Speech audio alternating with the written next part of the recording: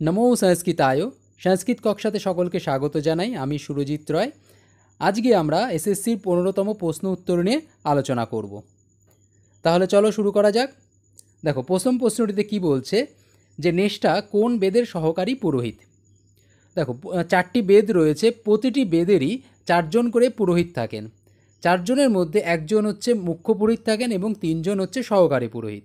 যেমন ঋগ্বেদের মুখ্য পুরোহিত হচ্ছেন হোতা এবং সহকারী পুরোহিত হচ্ছেন মৈত্রাবরুণ, অচ্ছাবাক, গ্রাবস্তুত।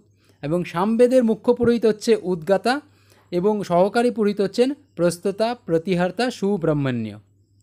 তেমনভাবে যজুর্বেদের মুখ্য পুরোহিত হচ্ছেন অধ্বর্যু এবং সহকারী পুরোহিত হচ্ছেন প্রতিপ্রস্থতা, নেষ্টা, উন্নেতা। অথর্ববেদের মুখ্য পুরোহিত হচ্ছেন ব্রহ্মা, সহকারী পুরোহিত হচ্ছেন ব্রহ্মণাচ্ছাংসী, অগ্নিদ্র, পোতা।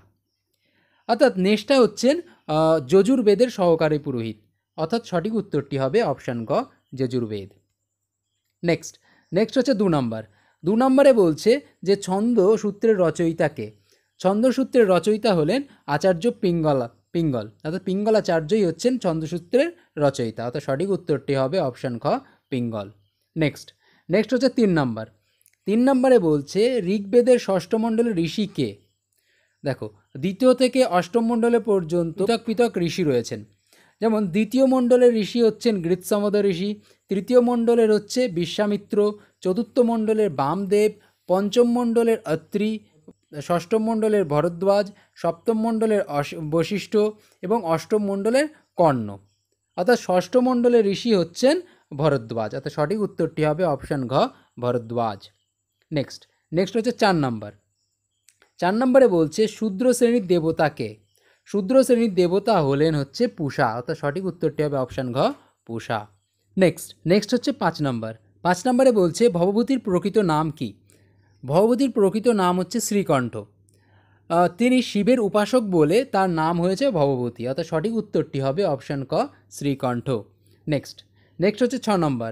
6 নম্বরে বলছে গণ্ডী স্তোত্র গাথা কোন ছন্দে রচিত হয়েছে।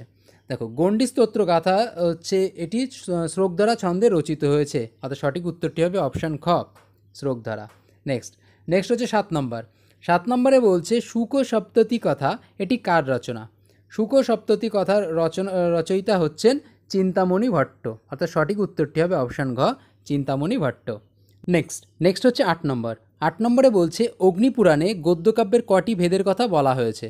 দেখো অগ্নিপুরাণে 5 প্রকার গদ্য সাহিত্যের উল্লেখ রয়েছে। কথা, আখ্যায়িকা, খণ্ডকথা, পরিকথা এবং কথালিখা। অর্থাৎ সঠিক উত্তরটি হবে হচ্ছে অপশান ঘ, 5। নেক্সট হচ্ছে 9 নম্বর। 9 নম্বরে বলছে মহাভারতের রচনা করতে কত সময় লেগেছিল। মহাভারতের রচনা করতে 3 বছর সময় লেগেছিল। তাই সঠিক উত্তরটি হবে অপশান গ, 3 বছর। নেক্সট হচ্ছে 11 নম্বর। 11 নম্বরে বলছে ত্রিবিধ মার্গের অন্তর্ভুক্ত নয় কোনটি। দেখো ত্রিবিধ মার্গ হচ্ছে অটাবিক, জঙ্গল এবং অনুপ। অর্থাৎ সঠিক তাহলে হচ্ছে ত্রিবিধ মার্গের মধ্যে অন্তর্ভুক্ত নয় হচ্ছে কর্ম। অর্থাৎ সঠিক উত্তরটি হবে অপশান খ, কর্ম। নেক্সট হচ্ছে 12 নম্বর। 12 নম্বরে বলছে বার্তা কাদের স্বধর্ম। দেখো বার্তা হচ্ছে বৈশ্য এবং শূদ্র দুজনেরই ধর্ম। অর্থাৎ সঠিক উত্তরটি হবে অপশান গ, শূদ্র উভয়ই। নেক্সট হচ্ছে 13 নম্বর। 13 নম্বরে বলছে গাধেয় কে। গাধেয় বলা হয় বিশ্বামিত্রকে। অর্থাৎ সঠিক উত্তরটি হবে অপশান ক, বিশ্বামিত্র। নেক্সট হচ্ছে 14 নম্বর। 14 নম্বরে বলছে ঋষি দুর্বাসাকে শান্ত করতে কে গিয়েছিল। দেখো ঋষি দুর্বাসা যখন শকুন্তলাকে অভিশাপ দেন তখন অনুশ্রেয়া আর প্রিয়ঙ্গদা সেই অভিশাপটা শুনতে পারেন। এবার অনুশ্রেয়া তখন দুর্বাসাকে শান্ত করার জন্য প্রিয়ঙ্গদাকে পাঠিয়ে দেন। আর এদিকে অনুশ্রেয়া তিনি তার পরিচর্যার ব্যবস্থা করতে চলে যান। অর্থাৎ ঋষি দুর্বাসাকে শান্ত করতে গিয়েছিল হচ্ছে প্রিয়ঙ্গদা। অর্থাৎ সঠিক উত্তরটি হবে অপশান খ, প্রিয়ঙ্গদা। নেক্সট হচ্ছে 15 নম্বর। 15 নম্বরে বলছে যে রাঘব ভট্টের মতে চতুর্থ অঙ্কের বিষ্কম্ভক কোনটি। রাঘব ভট্টের মতে চতুর্থ অঙ্কের বিষ্কম্ভক হচ্ছে শুদ্ধ বিষ্কম্ভক। অর্থাৎ সঠিক উত্তরটি হবে অপশান ক, শুদ্ধ বিষ্কম্ভক। নেক্সট হচ্ছে 16 নম্বর। 16 নম্বরে বলছে ইদম শব্দের দ্বিতীয়ার বহুবচনের রূপটি কী হবে। ইদম শব্দের দ্বিতীয়ার বহুবচনে 2টি রূপ পাওয়া যায়। একটি হচ্ছে ইমান আর অপরটি হচ্ছে এনান। অর্থাৎ সঠিক উত্তরটি হবে অপশান গ, উভয়ই। নেক্সট হচ্ছে 17 নম্বর। 17 নম্বর একটি সন্ধি করতে বলেছে। দেখো, অপ প্লাস নদী। একটা সূত্র রয়েছে জর অনুনাসিকে অনুনাসিক বা। এই সূত্র অনুসারে কি বলছে, হ ভিন্ন ব্যঞ্জন বর্ণের পরে যদি বর্গের পঞ্চম বর্ণ থাকে, তাহলে সেই পূর্বে যে ব্যঞ্জন বর্ণ আছে সেই ব্যঞ্জন বর্ণের স্থানে পঞ্চম বর্ণ হয়ে যাবে। অর্থাৎ দেখো, এখানে প্রথমে তো পূর্ববর্ণে কি আছে, হ ভিন্ন ব্যঞ্জন বর্ণ, অর্থাৎ প রয়েছে, হ ভিন্ন ব্যঞ্জন বর্ণ রয়েছে, এবং পরবর্তীকালে পঞ্চম বর্ণ রয়েছে, ত বর্গের পঞ্চম বর্ণ রয়েছে। তাহলে হ ভিন্ন ব্যঞ্জন বর্ণের পরে যদি পঞ্চম বর্ণ থাকে, তাহলে সেই প বর্গের স্থানে কী হয়ে যায়, পঞ্চম বর্ণ হয়ে যাবে সেই বর্গের। অর্থাৎ পয়ের স্থানে কী হয়ে যাবে, পয়ের পঞ্চম বর্গ কী হবে, ম। তাহলে ম হয়ে গেল। তাহলে ম হয়ে, তাহলে রূপটি কী হবে, নদী। অর্থাৎ তাহলে অপশান ক এটি ঠিক হচ্ছে। আবার এর বিকল্প আর একটা রূপ হয় যে প বর্গের স্থানে হচ্ছে মানে প্রথম বর্ণের স্থানে তৃতীয় বর্ণ হয়ে যায়। অর্থাৎ প্রথম বর্ণের তৃতীয় বর্ণ হয়ে যাওয়া মানে প স্থানে হয়ে গেল ব।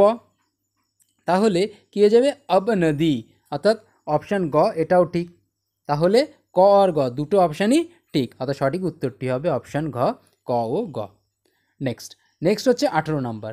18 নম্বরে বলছে বাতায়া কপিলা বিদ্যুৎ। এখানে কারক বিভক্তি নির্ণয় করতে বলেছে।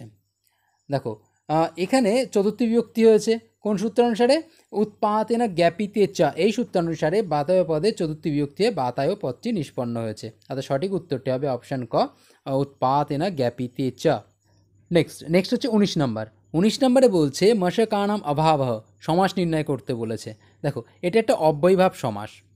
অব্যয়ভাব সমাস নিয়ে আমি এর আগেই আলোচনা করেছি, চাইলে সেই ভিডিওটা দেখতে পারো। দেখো, অভাব অর্থে তিনটে পদ বসে, দু, নি অথবা অ, তিনটে বসে। এখানে কি বসবে, এখানে নির আসবে, নি পদ বসবে, অর্থাৎ কী হবে, নির্মশকম হবে। অর্থাৎ সঠিক উত্তরটি হবে নির্মশকম।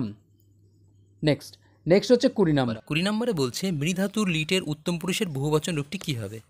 দেখো, মৃধাতুর লিটের উত্তম পুরুষ বহুবচনের রূপটি হবে মরিষ্যামহা। যদিও মৃধাতুটি আত্মনেপদী, তবুও কিন্তু লিটে কিন্তু হচ্ছে পরস্মৈপদী হয়ে যায়। তাই সঠিক উত্তরটি হবে অপশান ক, মরিষ্যামহা। নেক্সট হচ্ছে 21 নম্বর।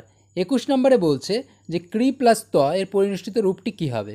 দেখো, ক্রি প্লাস ত এটি করলে আমরা কি পাবো, কৃত। অপশান ক এটাও ঠিক। আবার কি পাবো, আবার পাবো হচ্ছে কীর্ণ। অপশান গ এটাও ঠিক। অর্থাৎ সঠিক উত্তরটি হবে অপশান ঘ, ক ও গ। নেক্সট হচ্ছে 22 নম্বর। 22 নম্বরে বলছে হ্রিস যোগ তুমুন এর পরিনিষ্ঠিত রূপটি কী হবে।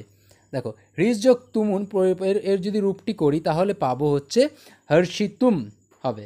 তাহলে সঠিক উত্তরটি হবে অপশান খ, হর্ষিতুম। নেক্সট হচ্ছে 23 নম্বর। 23 নম্বরে বলছে যে ধনানি স্পৃহয়তি ধনী। এখানে কারক বিভক্তি নির্ণয় করতে বলেছে। দেখো, আমরা জানি যে স্পৃহের ঈপ্সিত এই সূত্র অনুসারে কি হয়, স্পৃহ ধাতুর প্রয়োগ থাকলে চতুর্থী বিভক্তি হয়। কিন্তু দেখো, ধনানি পদে কিন্তু চতুর্থী বিভক্তি নেই, তাই জন্য স্পৃহের ঈপ্সিত এই সূত্র অনুসারে এই সূত্রটা খাটছে না।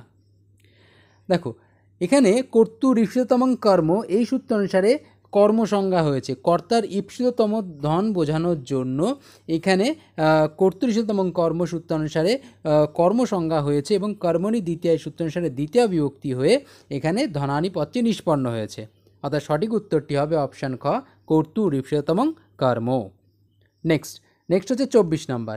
24 নম্বরে বলছে কাণায়া আপত্যং প্রমাণ। এখানে এক কথায় প্রকাশ করতে বলেছে। দেখো, কাণায় আপত্যং প্রমাণ যদি এক কথায় প্রকাশ করি তাহলে পাবো যে কাণেয়, আর বিকল্পে আরেকটি রূপ পাওয়া যায়, সেটা হচ্ছে কাণেরহা। অর্থাৎ দুটোই সঠিক, অর্থাৎ সঠিক উত্তরটি হবে অপশান গ, উভয়ই। নেক্সট হচ্ছে 25 নম্বর। 25 নম্বরে শূন্যস্থান পূরণ করতে বলছে ড্যাশ কন্যা প্রদীয়তে। এখানে সঠিক উত্তরটি হবে সকৃত কন্যা প্রদীয়তে। অর্থাৎ সঠিক উত্তরটি হবে অপশান ক, সকৃত। নেক্সট হচ্ছে 26 নম্বর। 26 নম্বরে বলছে নিচের কোন বাক্যটি সঠিক। দেখো, এখানে যে বাক্যটি করতে বলেছে সেটি হচ্ছে গায়নরত বালিকা আসছে। দেখো, যেহেতু গায়নরত বলেছে এই জন্য এটা কী হবে, সত্যি প্রত্যয়ান্ত শব্দ হবে। গৈ ধাতুর সঙ্গে সত্যি প্রত্যয় করতে হবে। এবার যেহেতু এটা হচ্ছে বালিকা শব্দটা, দেখো হচ্ছে প্রথমার বহুবচন রয়েছে, স্ত্রীলিঙ্গের প্রথমার বহুবচন রয়েছে, এবং তাই জন্য গই ধাতুর সঙ্গে হচ্ছে সত্যি প্রত্যয় করে স্ত্রীলিঙ্গের প্রথমার বহুবচন রূপটি করতে হবে। তাহলে গইর সঙ্গে সত্যি প্রত্যয় করে স্ত্রীলিঙ্গ করলে হবে হচ্ছে গায়ন্তী, এবং প্রথমার বহুবচন করলে হবে হচ্ছে যে রূপটা পাবো সেটা হচ্ছে গায়ন্তঃ। অর্থাৎ সঠিক উত্তরটি হবে গায়ন্তঃ বালিকা আগচ্ছন্তি। অর্থাৎ সঠিক উত্তরটি হবে অপশন খ, গায়ন্তঃ বালিকা আগচ্ছন্তি। নেক্সট হচ্ছে 27 নম্বর। 27 নম্বরে বলছে ভোজন করতে সমর্থ, এর মধ্যে নিচের কোনটি সঠিক? এখানে সঠিক উত্তরটি হবে অপশান খ, ভোজনায় অলম। নেক্সট হচ্ছে 28 নম্বর। 28 নম্বরে বলছেন রূপবান পদের মতু প্রত্যয় কোন অর্থে হয়েছে? দেখো, রূপবান পদে মতু প্রত্যয় হচ্ছে প্রশংসা অর্থে হয়েছে। অর্থাৎ সঠিক উত্তরটি হবে অপশান ক, প্রশংসা অর্থে। নেক্সট হচ্ছে 29 নম্বর। 29 নম্বরে বলছে চৈত্র পদে কী প্রত্যয় হয়েছে, বা চৈত্র পদের ব্যুৎপত্তি নির্ণয় করতে বলেছে। দেখো, চৈত্র পদে যদি ব্যুৎপত্তি করি তাহলে পাবো চৈত্রা প্লাস অন। অর্থাৎ সঠিক উত্তরটি হবে অপশান গ, চৈত্রা প্লাস অন। নেক্সট আর আজকের আমাদের শেষ প্রশ্ন কি বলছে যে পরিপূর্বক ইক ধাতুর তুমুন প্রত্যয় করলে যে পরিনিষ্ঠিত রূপটি কি হবে? দেখো, পরি শব্দের সঙ্গে ইক্স প্রত্যয় যোগ করলে কী পাবো? পরীক্ষ। এবং তুমুন হলে কি হয়? আমরা জানি তুমুনের তুম থাকে, এবং ব্যঞ্জনান্ত ধাতুর ক্ষেত্রে কি হয়? একটা ইড় আগম ঘষে, অর্থাৎ হর্ষই এর আগম হয়। তাহলে হয়ে গেল পরীক্ষিতম। অর্থাৎ সঠিক উত্তরটি হবে অপশান ক, পরীক্ষিতম। তোমরা কটি প্রশ্নের সঠিক উত্তর দিতে পেরেছো তা অবশ্যই নিচে কমেন্ট করে জানাতে পারো। আজ এই পর্যন্তই। নমো নমঃ।